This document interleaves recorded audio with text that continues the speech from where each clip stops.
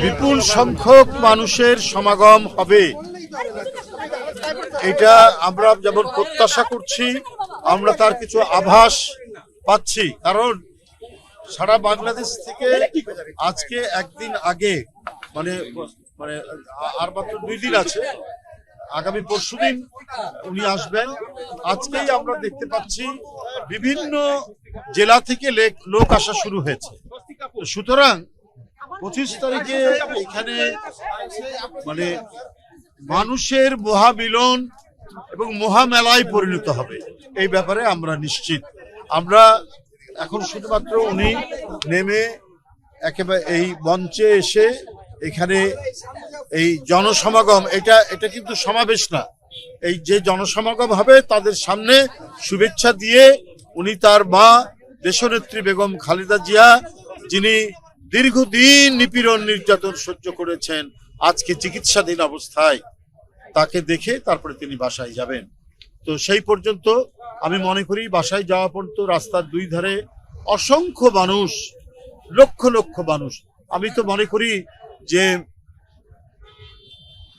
1/2 কোটিরও বেশি মানুষের উপস্থিতি হবে সেদিন ঢাকায় ইনশাআল্লাহ।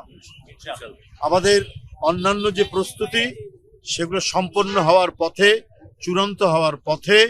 আমরা যে সমস্ত ডিপার্টমেন্টকে বলেছিলাম, আমরা চিঠি দিয়েছিলাম, বিশেষ করে স্টেজ এবং ভারপ্রাপ্ত চেয়ারম্যানের নিরাপত্তা, কারণ উনি 17 বছর পর আসছেন,